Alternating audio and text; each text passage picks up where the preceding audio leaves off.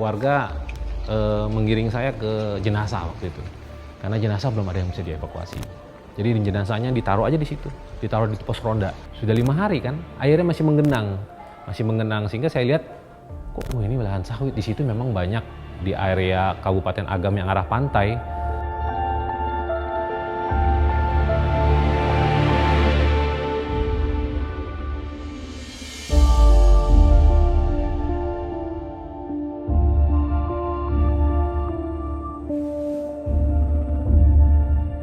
Saya Igoy Alfitra, pewarta foto Antara dari Biro Sumatera Barat.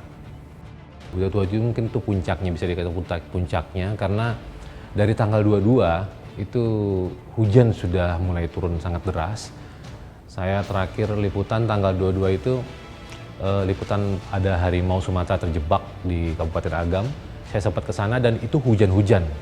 Saya melewati daerah-daerah yang sekarang longsor itu dalam kondisi hujan-hujan dari tanggal 22. Terus selanjutnya mulailah di beberapa daerah banjir luapan sungai. Seperti di Padang Pariaman dan di Kota Padang.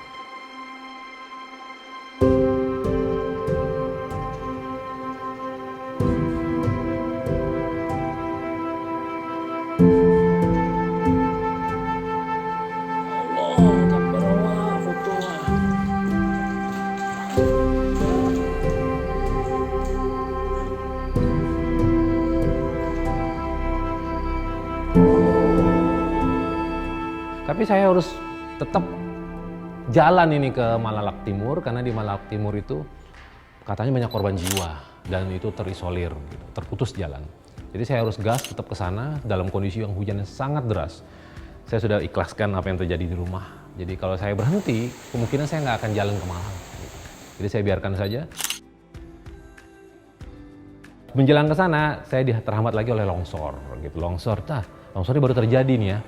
Jadi saya tanya sama orang itu, kemana saya harus putar?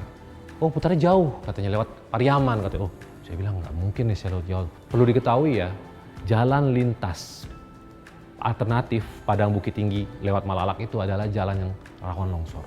Setiap hujan, pengendara siapapun akan memikirkan untuk lewat di situ. Saya temuin warga antusias, Pak, dari mana gini? Udah ada belum wartawan di sini? Bapak wartawan pertama masuk sini, katanya. Wah, saya kaget dong.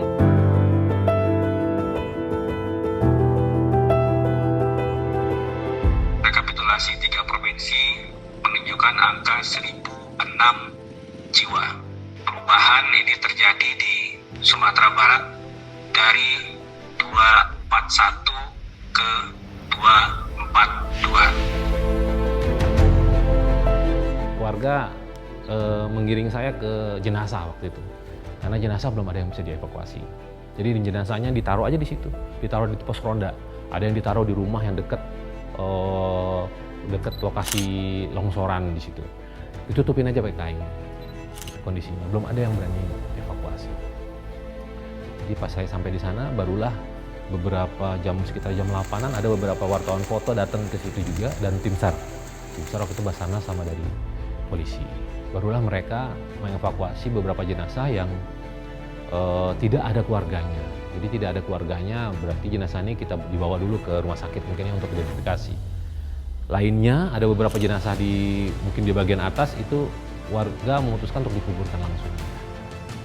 Itu kondisi masih hujan deras dan saya nggak bisa nerbangin drone sama sekali. Bahkan untuk motret pun sulit.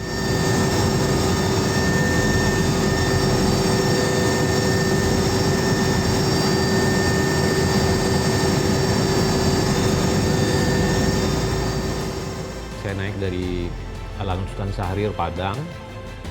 Memang agendanya adalah pembagian bantuan, distribusi bantuan ke lokasi yang terisolir di Kabupaten Agam. Kebetulan lokasi ini letaknya itu di arah pantai. Jadi mereka tidak bisa, saya sempat wawancara orang itu sudah 5 hari mereka terisolir. Gitu. Nah, saya lihat di situ kayaknya ini limpahan air yang dari banjir bandang dari daerah lain.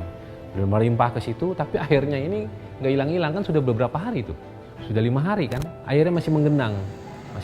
Sehingga saya lihat, kok ini lahan sawit di situ memang banyak di area Kabupaten Agam yang arah pantai. tepatnya di Kecamatan Tanjung Raya itu memang banyak kebun sawit di situ. Banyak kebun sawit di situ. Jadi, wah ini banyak sawit nih. Ya udah saya foto di situ kan, Dan ini kan sudah lama nih, kenapa nih kok airnya nggak nyerap-nyerap gitu, nggak hilang di sawit. Padahal sawit katanya bagus menyerap air gitu kan. Saya juga heran juga tuh.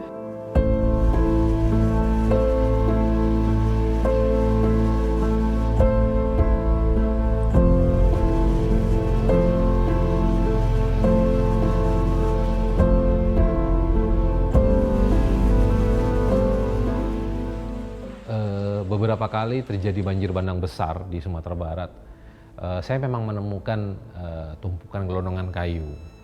Tapi periodenya jaraknya jauh ya, mungkin beberapa tahun lalu. Di hulunya kita akan menemukan tumpukan kayu. Biasanya kalau di Padang itu akan menemukan tumpukan sampah di pantai. Kalau terjadi hujan besar di daerah hulunya ya, di hilirnya akan kita temukan sampah. Nah, kemarin itu kan di pantai malah justru banyak gelondongan kayu ya. Bukan hanya di pantai aja sih, ada juga beberapa gelondongan kayu itu yang ada di pemukiman karena dia tersangkut di situ. Saya juga nggak tahu ya gimana kondisi, tapi yang pasti kondisi bencana kemarin itu curah hujan sangat tinggi dan itu nggak berhenti sampai 5 hari. Selain itu mungkin saja bisa jadi kondisi hutan kita memang sudah tidak baik lagi sehingga pohon-pohon yang sudah ditebang atau yang mau ditebang tanahnya tidak bisa nyerap air lagi dan longsor. Nah, longsor itulah yang dibawa oleh air sungai ke daerah hulu.